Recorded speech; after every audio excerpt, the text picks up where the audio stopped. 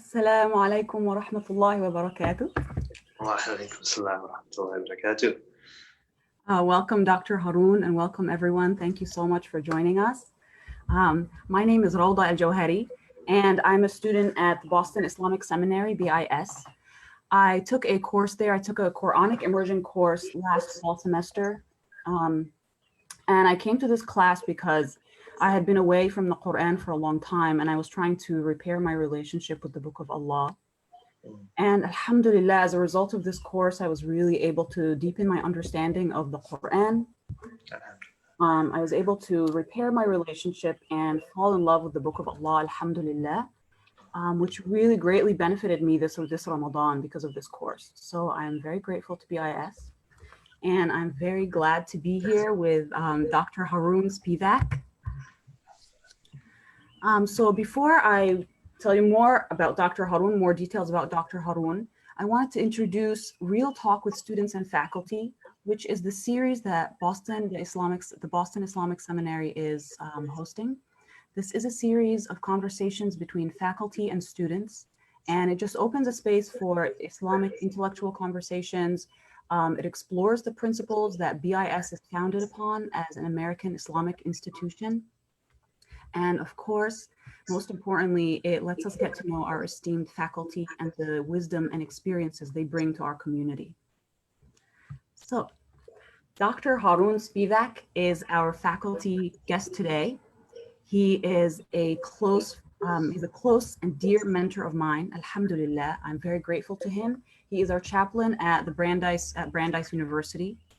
He is a tireless advocate for the Brandeis Muslim students, and I am so grateful to him and the mentorship and the advice that he has given me.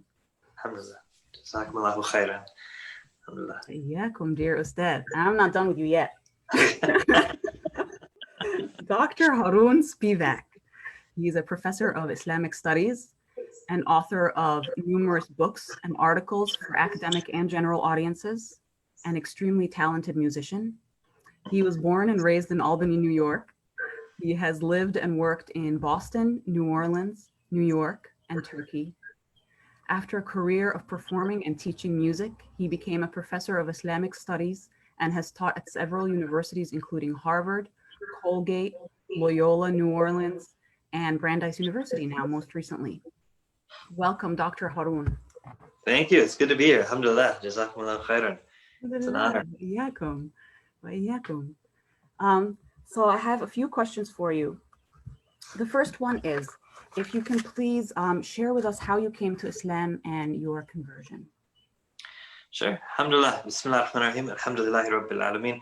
Wa sallallahu ala Sayyidina Muhammadin wa ala alihi wa sahbihi wa sallam. When I was in Turkey about 5 years ago, there was a wonderful brother named Bilal who kept asking me to tell my story of my conversion. And I said, okay, another time. I'd kind of gotten tired of telling the story over and over again. So I took a break. I was there for 2.5 months. And on the last day, he said, you never told me your story. I still feel bad about it to this day. So inshallah, maybe I'll send a link to him after I tell it. But alhamdulillah, so it's a long, strange trip, so to speak. It's a long journey that has many different facets to it. But generally, I've identified 3 sort of streams in my life that began especially sometime in my when I was a teenager. One is that I was a musician, and I was very interested in world music. At that point, there was a lot of really interesting things going on in music at the time. There was hip hop was in full swing, but it was entering into the 90s, and the 90s were a golden era for hip hop for many people, and many of the artists that were popular at the time were Muslim, or would refer to concepts that came from Islam. There was also a time where something called this sort of world fusion was happening, where musicians like Peter Gabriel were going around the world and drawing from musical styles around the world, sampling them, working with musicians from around the world, and then combining that with the music that was sort of familiar and palatable to Western ears. And then I also started, got into jazz and went to the New England Conservatory of Music, where I was a jazz guitar major. And for decades and decades, many popular jazz musicians were converts to Islam from the 1950s onwards. There was a large movement of conversion amongst many famous jazz artists. Some of them adopted Muslim names, others did not, or at least they didn't have them as stage names. So the music that I was studying, the first angle is sort of the study of music. I was around a lot of I was listening to a lot of music by Muslims or about Islam. I went to the conservatory where I studied Turkish music, Balinese music, Indian music. I was primarily a jazz guitar major, though. So it was all, Islam was somewhere in that mix. And studying Indonesian music and culture, even though I was studying Hindu Balinese music at the time, we had to learn about Islam as part of the culture. We studied this Turkish music. We were singing, songs by Yunus Emre and Rumi. So I had no idea what La ilaha illallah Muhammad Rasulullah meant, but we were singing songs about it. This was part of the songs in class. Learning to play the drums and sing these songs. So there's the musical element. It was an interest in hip hop, jazz, and world music. That was one of the avenues that brought me to the subject of Islam with an interest in Islam. The second was just an interest in race relations in America. When I moved to Boston from upstate New York, I wanted to learn about so many different things and meet so many different people. And I would just kind of hang out sometimes on the street corner and talk to different people that were, the security guard at the bank, or a homeless guy over here, or I worked in a laundromat on that same stretch of Huntington Avenue where everybody came in. And, I met lots of different people from lots of different places, from Eritrea, from places I'd never heard of in upstate New York growing up, and so on, and struck up really deep and profound friendships with very interesting people. But somewhere in that story, I decided I needed to read Malcolm X's autobiography, and there's a tangible barakah in that book if you really read it carefully. A lot of people have come to Islam from all different walks of life in the cultures and whatever. So that interest in race relations and justice in America and so on, and Malcolm X's autobiography, is one of those paths. In high school, there was a revival of interest in the 90s and 80s, late 80s, early 90s. There was a revival of interest in Malcolm X. So everybody was wearing their Malcolm X hats, and their by any means necessary posters were on the wall and everything. And it was coming out in the hip hop of the era as well. And so one day I was talking about Malcolm X, and my mom said, "Malcolm X, I knew him." So she had met him on his way back from Mecca. And they had met on the plane and had a conversation, and her and her roommate and him had tea together one time and talked politics about New York City and so on. So then that was kind of an exciting. Yeah, alhamdulillah. Your mom and your mom's roommate had tea with Malcolm X. Yeah. So it's a pretty exciting story, in high school in upstate New York, hearing your mom talking about this guy who is now super famous again. At the time she was like, he wasn't famous, people didn't know him, but anyway, alhamdulillah. So that was one of those sort of seeds to, like, later on when I got to college, I decided I needed to read Malcolm's autobiography. And so that text itself was a really important part, combined with all the conversations, hanging out at cafes, reading Malcolm X, and, talking to all different types of people from all over the world, plus the music across the street at the conservatory. Those things started to come together. And then the third avenue is just the general street. Yeah, if you don't mind, by across the street in the conservatory, do you mean like in the Boston area, or do you mean in upstate New York? Sorry, so I went to New England Conservatory of Music in Boston on Huntington Ave and Gainsborough. Yes. And so there was the school was on Huntington, across Huntington and Gainsborough. Across the street was a cafe called Espresso Royale, where I used to go and drink coffee for 85 cents a cup. And smoke cigarettes in the smoking section and read, books, like Malcolm X and so on. A hip, cool cafe dweller of the early 1990s. So, so anyway, this was a place where I had amazing friendships and conversations that grew from that block, basically. So that was a big part of it. And then the third element was an interest in world religions and philosophy that started in high school growing up, and then especially as I got to college, and the study of world world music, we would study religion in relation to the cultures we were studying. So we studied like Tewa, Pueblo music and the religious symbolism of the music and the culture. We studied Balinese music and Hinduism, and we studied Turkish music and Islam, and so on. So those are the three avenues. The interest in philosophy and world religions. My mom worked at State University of New York Press, and so when I was in high school, I used to get what are called desk copies, which usually are for professors. You get a free copy so you can read it, decide if you want to use it in your class. But my mom worked there, so I'd just go through the catalog and say what I wanted, and she would, bring these books home with her. And so one of those books was called Islam and the Destiny of Man. Among a bunch, I had the Bhagavad Gita and Hinduism I was reading at the cafe, and this was another book that was in the collection of desk copies that I got. So, all of those sort of interests in world music and philosophy and the big questions. Since I didn't have a religion, I wasn't raised on a religion, come from a Judeo-Christian family that had basically left religion, and we just had, Easter bunnies and menorahs and Santa Claus and that sort of thing, but no religious content to any of it. So those are the three big avenues, and a lot of contemplation on, the meaning of life, where the universe came from, where we're going. All that came together somewhere along the line in that long journey. I made a decision after reading a book or two and buying a copy of the Quran. Hadn't really met any Muslims or many Muslims, but one day I went to a funeral in Cambridge for a guy named Ken who had he had run a jazz club in Central Square called the 13. I think it was called the 13. Well, I forget what. I think it was the 1369 Jazz Club, which is different from the cafe. But anyway, I went to, he passed away, and I went to that funeral. And on the way back, I saw the ISB, the mosque on Prospect Street, and all the calligraphy and so on. So I had wanted to go to a mosque for a long time, but had figured out, how to get to one. And so I saw that, and I said, okay, I'm going back. And so someday I got up the courage to go in there. I walked in one day. Alhamdulillah. Somebody said, Assalamu alaikum. I said, something back that didn't make any sense. And they're like, okay, we have a visitor. And, then the conversation started. And alhamdulillah, at that point, I already considered myself Muslim, but I didn't know which way was Mecca. Okay, could I ask you about that? Sure. So I was wondering, so when did you start thinking that this faith was for you? And was your moment of shahada, was it public or private? If you don't mind sharing that with us.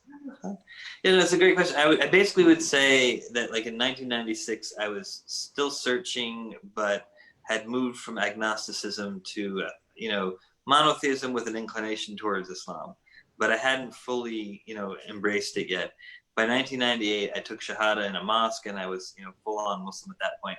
Like where that sort of space is in between, I would say that basically because I had come to realize that that everything in the universe was pointing to a singular creator, and that I felt that there was, something at work in life that was beyond just the mere cause and effects of nature.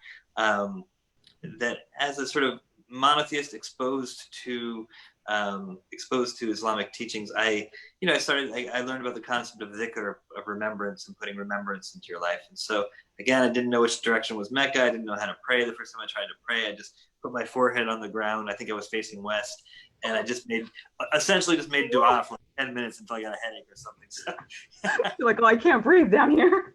Exactly. There was no such thing as YouTube back then, so you couldn't just look up how to pray or something. So anyway. So yeah, it was, but so it's hard to place exactly where it was. But by 1998, I considered myself Muslim. I hadn't met Muslims until like later on in the year, but yeah. So somewhere in that 96 to 98 was the kind of the conversion process. So. Wow, bismillah, mashallah. So it took about 2 years. I would say like I really started. I remember distinctly reading Malcolm X in the cafe, and when he's describing like his experience in Mecca, and I distinctly remember there wasn't words for it, but like I remember like an image of like Muslim men in like kufis and white thobes basically in my mind, and that sort of like without the words actually, but basically the equivalent, the words of my state were that I wanted to be with them, basically, and I wanted to like I was picturing them on Hajj, and like I wanted to be amongst them, basically. Yeah. So sorry, I think I lost the thread on that one, but that was like an important. Problem. That was perfect. Okay. Yeah, Jazakallah khair. Well, yeah, that was my question, was when did you start thinking about Islam and what was your moment of shahada? Right. Sorry. So that was Nailed it. That was a little bit earlier. So I would say it was about a 6-year process. I would, from around the time that I really started considering Islam as, I definitely didn't consider myself Muslim, and I still considered myself like a skeptical, agnostic, in that for a part of that time frame. I would say, but 96 is around the time. So 92 is when it maybe starts. But again, there's all the seeds that came before the conversations with my mom about Malcolm X and the books that I was reading about, world religions and philosophies and so on. But I'd say somewhere between 92 and 98 was the real, the real cooking of the, I don't know what it was. But anyway, yeah, that was the process. I don't know. It's like now you're cooking with gas is what exactly. Mine. You were talking. Right. Exactly. So yeah, that covered a lot of my questions. Is what were some moments and influences that interested you in Islam, which you covered with a plethora of examples. And so this brings us to this evening's topic. What is tazkiyah, and what is your personal connection to this discipline and its practices? Okay. So tazkiyah to nafs, the purification of the heart, or the purification of the soul, is a term that I think a lot of people are using these days to disassociate this practice of purification of the heart from any kind of preconceived notions of what it could be. So traditionally, for 1,000 years or more than 1,000 years, generally this would be called tasawwuf, which has been translated as Sufism in the West. But because Sufism and tasawwuf in some Muslim societies today, because of various different movements, it's associated with so many different practices and so many different ideas and so many different scholars and so on. If you've only heard the term Sufism in relation to some practice that looks strange and un-Islamic to you, then people say, oh, that's Sufism and it's bad. Or if you learn, in America, there was a heavy influence of certain movements in the 90s that sort of painted it all as bad. But tazkiyah is the purification. The idea is tazkiyah to nafs is the purification of the heart. As a science, it deals with a systematic means of purifying your heart from base traits and adorning it with meritorious traits. Now, are we talking about the physical heart? We're talking about the spiritual reality of the human being, which sometimes we call the soul, sometimes we call the self, sometimes we call the heart, sometimes we call the intellect. There's different terms for it, but the spiritual reality of the human being is that which remains with us after death and lives forever and ever. And it is to purify it is to turn one's attention away from ghafla, from forgetfulness, from the sort of worldly dunyawi attachments, for love of pride, love of wealth, love of rank in society. It's to get rid of things like pride, arrogance, envy, haram, bad speech, and so on, and then to adorn the heart with meritorious traits like turning to Allah in repentance, having patience, not speaking except for saying what's good, love of Allah, and so on, until one reaches the maqam that are the states that are mentioned in the hadith, the Gabriel hadith, that you worship Allah as though you see him, and if you don't, then to know that he sees you. So to be in a state of mushahada, of witnessing, to worship Allah as though you see him, and if you don't reach that high maqam, then at least to be the one witness, to know that you are being witnessed by Allah, that Allah knows and sees you. So tasawwuf, or tazkiyah to nafs, is the science of the purification of the heart. And there's a general agreement across amongst the Muslim scholars about which of those base traits are are impermissible: pride, arrogance, envy, talking trash about people behind their backs, riba, namima, kadhab, lying, tale-bearing, backbiting, speaking about the immoral and the haram. All of these things are agreed upon haram and poisonous to the spiritual heart, basically. And so the goal is to rid oneself of these things. How did I become interested in this? I mean, at a certain point, on the one hand, in that long journey that I described to Islam, some of the things that I studied were, people like Rumi and his poetry. But I would say that when I converted to Islam formally, took Shahada at the mosque and everything, I was exposed to so much of this sort of anti-Sufi rhetoric for the first, year or so, that I kind of bought into some of the ideas that these were just sort of, what's what I'm looking for, accretions from non-Islamic sources that were being mixed up with Islam. But as I learned and studied more, I came to the realization that every great scholar, you can't really name a great scholar before the 20th century who wasn't affiliated with Sufism, Tazkiyat an-Nafs in some way. I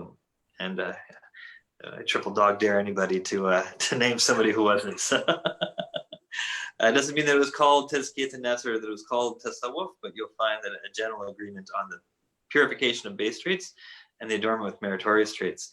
And I find that when you explain Tazkiyah in that fashion, most people will say, yeah, that's just Islam. That's just Islam. But what makes it different? Why do we have this thing called Tazkiyah or Tasawwuf or Sufism or something? But the reality is that it's the heart of Islam. It's the most important element, or it's the perfection, I should say. It's understood to be the perfection of one's Islam and one's Iman, one's actions and one's faith. So that's how I became interested. I mean, you can't escape it. It's just if you read the Quran and you read the Hadith and you read the Sirah and you learn about the great scholars, it's a necessary part of one's practice of Islam. One has to not merely perform actions, not merely believe, but the belief and the action has to come together in a way that creates a state of sincerity and perpetual focus on and remembrance of Allah. It's to leave ghafla and to embrace dhikr as a permanent state. It's to leave forgetfulness and heedlessness and to embrace remembrance of Allah as a permanent state. That said, I'm still slowly pulling away from the ghafla and have not made it to the other side yet. Yes, aren't we all? Yep. I wanted to go back to something you said that really piqued my interest about the idea of the witness, because I was thinking a little more about what I like to call the office of the witness, which I think is a special state that's attained when someone has experienced something. And as you know, in my work, working with people who have experienced violence and in trauma recovery and resilience, when one experiences or something befalls them as a victim, and then they are then able to speak about it as an observer. So they're simultaneously someone who has experienced it and they're an observer, and occupying the two states at once leads to this powerful testimony, and it leads to this powerful state of witnessing, like with a capital W. So I think it's a really special kind of awareness. And I was just wondering about your thoughts about that, especially when you mentioned the hadith about being witnessed. SubhanAllah, that's deep. I mean, it would definitely require some more contemplation and conversation. But I think it's what you're, if I understood correctly, the sort of the sense of being able to pull back and see to see from both the big picture and sort of from above, and also understand from experience as well. Yeah, that's really interesting. I really feel like I'd have to contemplate it a little bit more to not sort of Sure. force an answer. But I do. I think it's what I think is I don't know, what's resonating, what sort of feels like the thing that I would want to speak to comfortably is I mean, it has something to do with a type of perception, right? That a type of perception that transcends in some way the the daily basic, default form of perceiving oneself and the world around one, and that there are ways in which there are times in which human beings, their perception become, there are different, I guess there are different types of perception, we might say. So it reminds me of some sense of the idea, the contrast between basar and basira, right? So that basara is like to witness with the eyes, and so it's the seeing, right? But basira is the deep spiritual insight. It's to see what's beyond the form, right? With And clarity. so I wonder if there's connections we can make to what you're describing, to those two concepts. And I think for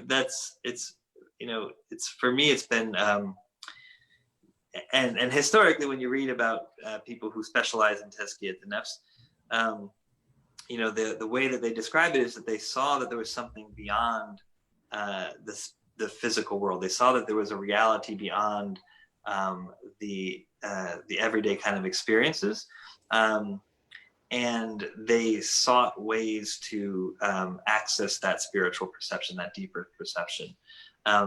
And I think the resonance for me is that, without actively saying to oneself, I know that there's a physical world and a spiritual world, and I need to find ways to transcend the physical and attain to the spiritual, without going through that kind of ijtihad process that some of the scholars went to. I think many of us, in varying different ways, have had experiences where we've had states of perception that were beyond the normal sort of standing in line to, buy your stamps at the post office or whatever it may be. Right? There's something endless lines in our life in adulthood, and endless waiting. Yeah. Right. Yeah, and that there's something that I'm just trying to find ways to describe the everyday sort of default connection to the world, to the material world, and somehow describe that I think that there are ways that many of us access states of perception or ways of perceiving for various different reasons and in different kinds, that then point to a spiritual reality that is beyond the moment, and that is beyond the temporal, that is beyond the physical and material world as well. So. Yes, absolutely. And I think very often we don't let ourselves have that spiritual experience and put a name to it. I think it's easier to say like, oh, my mind was playing tricks on me, or I was just tired, or Right. whatever, and not allow ourselves to say, no, that was a really beautiful, spiritual, moving experience. Yeah. There's, I wish I would. One of the problems with converting when you're 24 is that you don't always get to memorize and learn all the things that so many others have memorized and learned. So I regret not. I remember somebody telling me when I was about 24 I could become a hafiz by the time I was 30, and I was like, well, I got other questions. Like. I knew Aleph, Bet, Ta, Tha, but memorizing something I couldn't understand yet didn't seem like and I hadn't memorized much of my life. That's all to say that this is, I regret now, not having memorized more, but what we're describing is reminding me of an ayah from the Quran about those who, if they were, there's an ayah that basically said people were sort of brought up into the heavens and sort of whirling around for a bit and came back. Some people would find a way to deny that had ever happened, right? Oh, yes. And I wish I could. I don't have the ayah, even the translation in my mind clearly, but as a description of some people's states, right? That we deny. Some people have really clear access to something very spiritual. But then come back and be like, no, that didn't happen. And that's kind of my default, honestly. I was that kind of skeptic. I was a really but part of the story I didn't tell is that I was a very hardcore skeptic. So sometimes I need to kind of remind myself that that there are real experiences that are transcendent. So. Yes, actually. And that brings me up to a question also about your conversion story. What were some of the obstacles that you faced, inner or outer obstacles that you faced to conversion? Well, I think trust is a really important one. A general, I had a general distrust of any kind of organized religion, and like in general, and then institutions as well. I grew up in upstate New York, and at a time and a place where these kinds of ideas of distrust of institutions and institutionalized religion are normative for many, and they're old news. They've been around for centuries now, and uh, especially in certain circles. So yeah, I think there was a general sort of sense of like, I know what I believe, I know where I'm coming to, like I know what I'm believing, but I didn't want to buy into anybody's false narrative. That sort of experience of like buying into something and then realizing that there was a flaw, or that there was somebody dishonest in the mix, right? So I think that was always a big concern. Yeah. And so that's always been a big, even so, I talk about the journey to Islam, and then there's the journey through Islam, right? So, the path within Islam too is that like, there's a lot of people trying to call you to like, to their way, right? So at a certain point I said, okay, I believe in Allah, right? And I believe that what the Quran is challenging me to accept.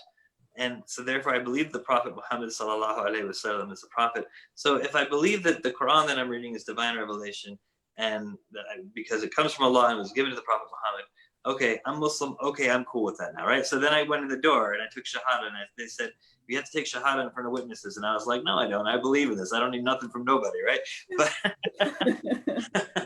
But then you learn, okay, like you have to convert so people know, if I had died the next day, I would have been buried in a Muslim, cemetery, for example, right? It's important for things like marriage and burial and inheritance and other things as well. So, I always thought that the moment of Shahada could be private, just between oneself and Allah, and like that's all you need. Do you have to have both? If you do it privately, it has to be public too? I mean, it's something that theologians sort of discussed and debated. But basically, if between you, if you've settled up between you and Allah, then that's all that matters, right? So you have people who convert but don't tell people, right? Because there's lots of different reasons. If the reasons for not telling people are legitimate and valid reasons, then that's sufficient. Generally, the theologians will say, but if somebody is sort of like obstinately refusing to proclaim their faith because they're afraid of some sort of for some sort of ego-oriented reason or political reason or something like that, it's one thing to hide your faith out of fear of harm or negative repercussions or something, but if there's no good reason to, then there's some scholars who would question the validity of somebody who only had an inward faith and didn't express it outwardly. But in general, that sort of like extreme scenario to the side, in general, what matters is that the person has Iman in their heart. And so if a person came to believe the truth of Islam, at midnight and then died at 12:01, right, then they would be counted amongst, inshallah, amongst the believers, even if nobody knew, because Allah knows, right? So Allah knows what's in people's hearts. And so, but so there's the Iman, you have Iman when you believe, right? But you enter into the community of Islam, or enter into the community of the Muslims through the Shahada, through the testification of faith before witnesses, right? Because there is a social component to it. And if you lived in a society that was, traditionally Muslim society, then the government might be coming around collecting Zakah. Instead of the social security taxes, they'll be taking your Zakah taxes or something. So, that would be something where, you have a social obligation as a Muslim to participate in those things as well. But as far as Iman goes, it's between you and Allah. Just like somebody can externally, outwardly be Muslim, they can say all the things, they can become a Muslim, they can, pay Zakat, and they can go on Hajj, and they can do all these things. But if they don't have Iman in their heart, then they're not a mu'min, they're not a believer, and that's a problem. Right. Yeah. Right. Allah. Yeah. Okay, let's go back to the topic of tazkiyah, which is our topic for tonight.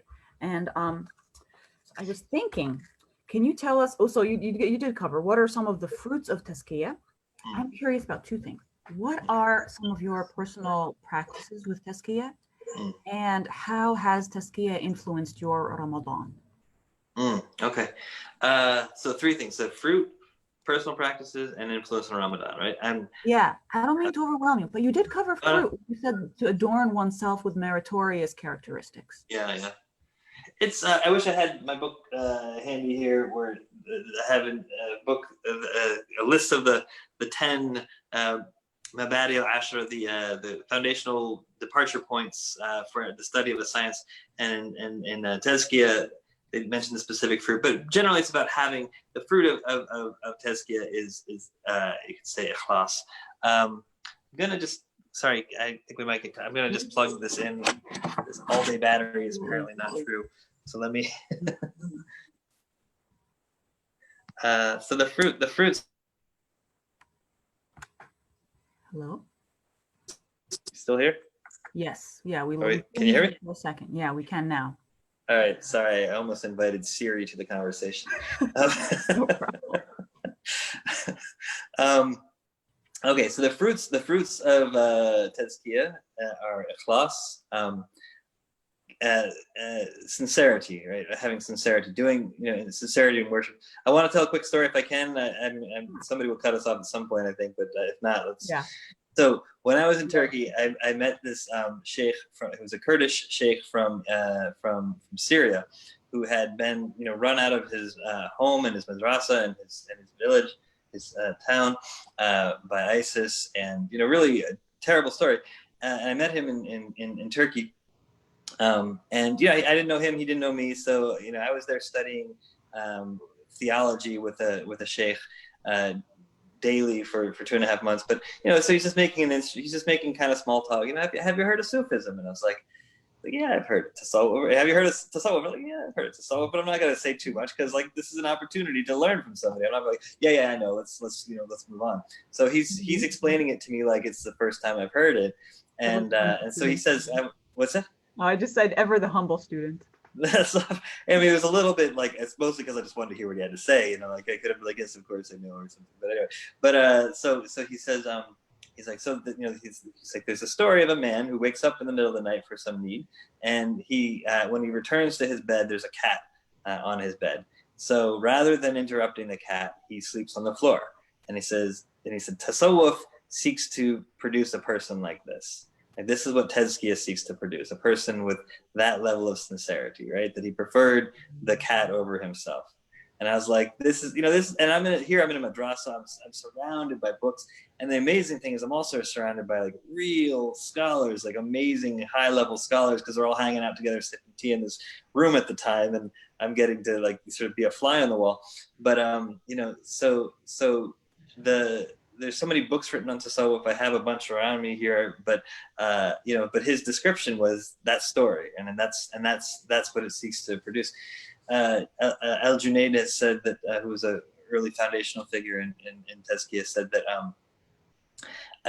he said that Tasawwuf is, there's thousands of, up to 2,000 definitions of it, if I recall correctly, thousands of definitions, but basically they can all be reduced to sincerity. Right, so ikhlas, doing things sincerely for the sake of Allah, not for the sake of the ego, not for the sake of worldly benefit, is the I would say one of the fruits, or the most important essential characteristics of Tezkiah. What was number 2? Sorry. Number 2. Ramadan moments. I'm sorry.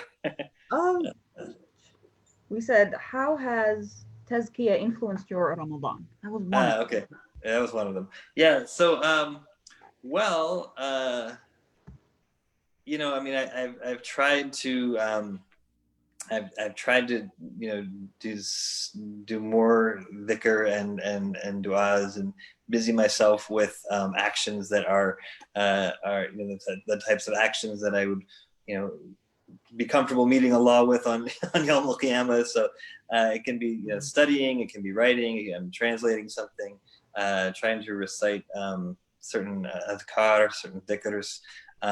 Just Taraweeh is a real mujahada. I mean, it's just especially alone, and having to or not being in the mosques and so on. So just trying to sustain. I think for me with Ramadan, because I've, especially in the longer months in the previous years, I start off with high hopes. I'm going to do this, and this. So I always start Ramadan with I say, okay, like who's the person I wish I was, and how can I be that person, right? So I kind of make this chart, and in that there's a lot more dhikr, and there's a lot more Quran recitation, and there's a lot more, good deeds and so on and so forth. And at the beginning of the month, by the end of the month, I'm trying to do more than merely survive, but Right. but I'm trying to be consistent. So I think a big part of it is being consistent, and also not beating myself up, like saying like, oh yeah, okay, I wish I had done these particular practices, and I wish I'd done more of this. But if I've been consistent with a few things, inshallah, that'll be my my tezkiyah Ramadan. I could have done a lot better, but But you're also a father, and you're right. teaching at least 2 institutions that I know of, or maybe 3, BIS, Harvard, Brandeis. You're our chaplain at Brandeis. And I'm not currently a student there. I'm an alumni and a staff member, obviously, as you know. So yeah, you are doing a lot. A little busy. Could have done more though. But anyway, alhamdulillah, we just gotta do our best and leave the rest alone. So yeah. So I think maybe something about it has been, I think, trying to share something of it with others through the like the Brandeis MSA list, trying to, I'm always hesitant. I'm not somebody who likes to preach much, so so I'm hesitant to write these things, and it takes me a long time. But I just try to share some of the things that I think that are important, and I've gotten some nice feedback from people that indicates that I think sharing with the coronavirus especially too, like it's a time to cultivate gratitude and reliance, right? So shukr and tawakkul, right? It's an extremely important. If you don't have tawakkul, it's impossible to get through hard times, right? So being homebound all this time, and not being able to go to the mosque, and not being able to do lots of the normal things, having to worry about family getting sick and all over the smallest things, is the postman bringing in. Sure, this is community trauma, yeah. Yeah. And I don't think I could have, I can't imagine going through this without knowing what tawakkul means, without having adhkar and du'as and awrad that I can recite. And we have a lot that available to us for our our spiritual protection, and for our and to increase our spiritual state. So I've tried to really stay busy with as much of that as I can, staying the course, keeping in mind keeping my sight beyond beyond the the quarantining and so on. And since it overlaps with Ramadan, I think it connects. So I think all of that, the two have really been like defined my my Ramadan practice. But dhikr is the main point. So basically, we say when I teach an introduction to Sufism, and again, I'm just a guy who is just describing. It's like a guy who hangs outside the gym and just kind of describes what everybody's doing. Like, yes. I'm not a personal trainer. Hangs on the machine. Right? Yes. Right. I can just sort of that's for that purpose. That's for that. You lift those weights, you can do this. But so I'm not a personal trainer, and I'm not an expert in expert practitioner. But when I teach a college course on tezkiyat nafs or tasawwuf, I mentioned that there are goals. There are goals, methods, and sayings. Like, these are the 3 main categories. If you want to understand tezkiyat nafs, you have to know what the goals are. The goals are purification of the heart, adorning, purifying of base traits, adorning with meritorious traits. The highest of which is that spiritual witnessing, ma'rifah, experiential knowledge of Allah. And the methods are dhikr, mudhakara, jihad, and nafs. So remember various different practices of remembrancing Allah. Mudhakara, listening to the spiritual teachings of somebody who knows better than you, and jihad and nafs is the real work. Is struggling against the ego to become a more patient person, to give yourself a spiritual regiment of, say, refraining from backbiting and tailbearing and lying and discussing the batil, the hot goss. Listen to more. What's that? I said discussing the hot goss. Right. So that's so the jihad and nafs is having a regular practice of trying to purify the self. And that's, as part of my story, I think is important, which is that, like, as a convert to Islam, you end up at first being around a lot of, especially hanging around the mosques, around a lot of people, and especially in the late 90s, I think certain influences, there's a lot of critique. There's a lot of people kind of critiquing each other, and you'd be praying, and somebody would be like, nudging you because your arms weren't, you were holding your hands here or here, your feet weren't where they thought they should be. Somebody come up, a lot of critique, a lot of the outward, and then a lot of sitting around and critiquing others. Oh, this person does that person does that, and not a lot of time spent on the self. So when I did finally start taking on Tezkiah practice, then it was go 10 days without riba, namima, so without tail-bearing, without backbiting, tail-bearing, lying, discussing the immoral, etc. Go 10 days, right? So you're driving around Boston. There's a lot of colorful commentary about Boston drivers. Like how do you control your tongue for 10 full days and not say something in a fit of anger or say something inappropriate or whatever, especially driving in Boston, for example. So I came to realize that path of spiritual purification, that if you just work on controlling the tongue alone, right, it'll humble you so much. You won't look down on others anymore, because you'll realize you can't even get through a 24-hour period without saying something haram or talking trash about somebody behind their backs, or whatever it may be. When you really start focusing on the self, it shouldn't bring you so low that you're feeling like despair, because that's not part of the religion either.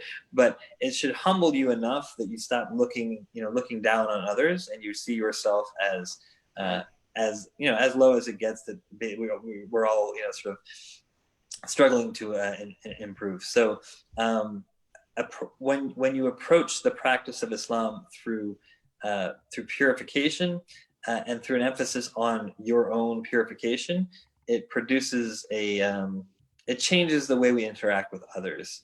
And I think su'dhan and ghiba are two of the most poisonous elements in our communities that we have to really work against. Su'dhan meaning having a bad opinion of others, and ghiba being backbiting, talking about people in a way behind their backs that if they were present, they would be offended. So I think one of the most important practices, Tezkiah practices that I've got, and that I've learned from and have failed miserably at, but continue to try to get better at, is to guard the tongue, basically, and really and practice husn al-dhan, having a good opinion of others. And if we make our Islam about that, we have very different communities than if we make our Islam about identity and outward expressions only. So yeah. Right. Subhanallah. And Ustad, so my last question for you is, please tell us about the course that you are teaching this semester at BIS. Okay, alhamdulillah. So I'm teaching a course called Fiqh, Aqidah, and Tazkiyah, or Introduction to the Sciences of Fiqh, Aqidah, and Tazkiyah. And it's basically an introduction to the study of the three, from a particular angle, we can call the three core sciences of Islam.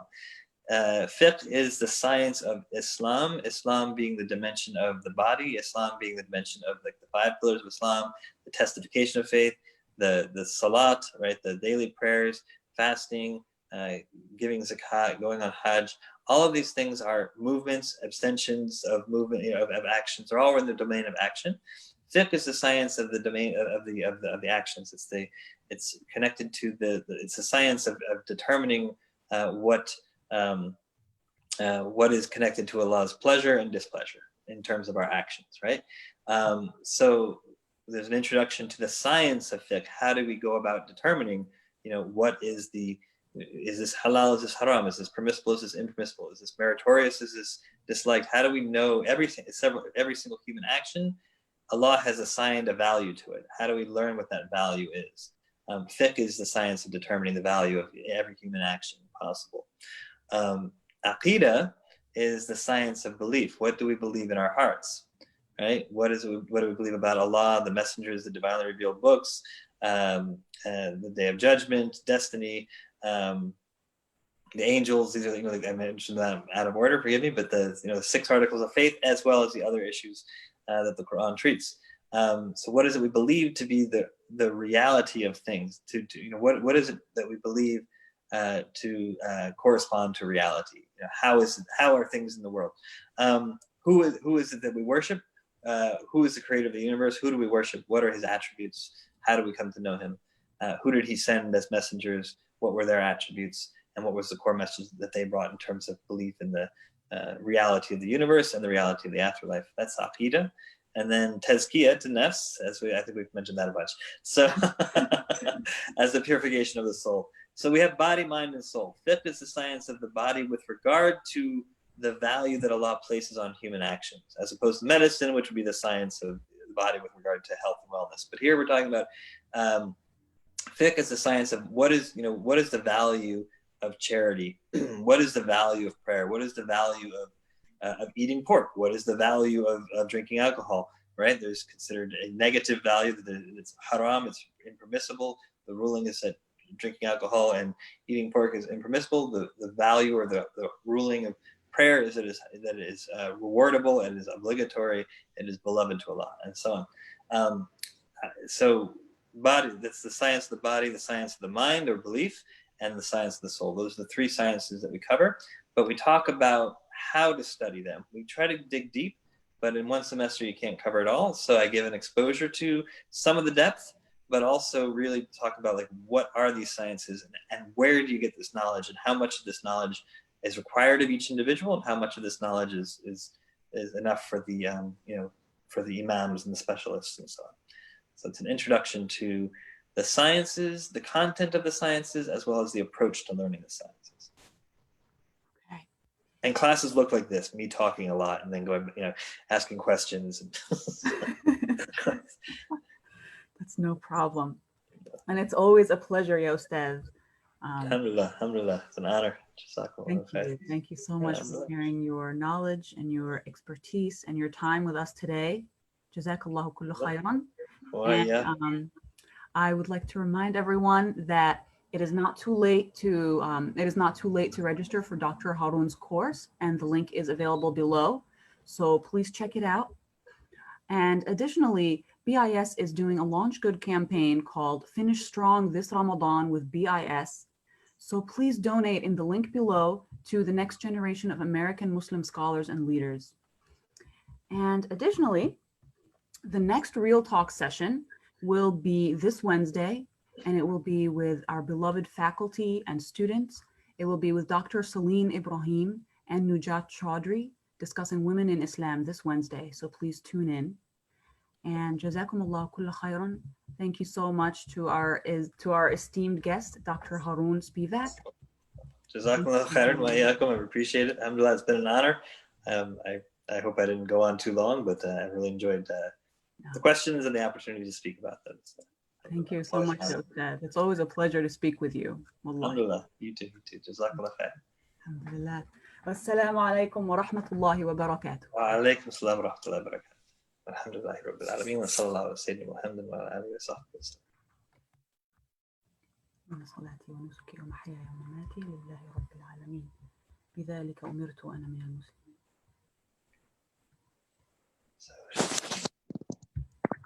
Shall I just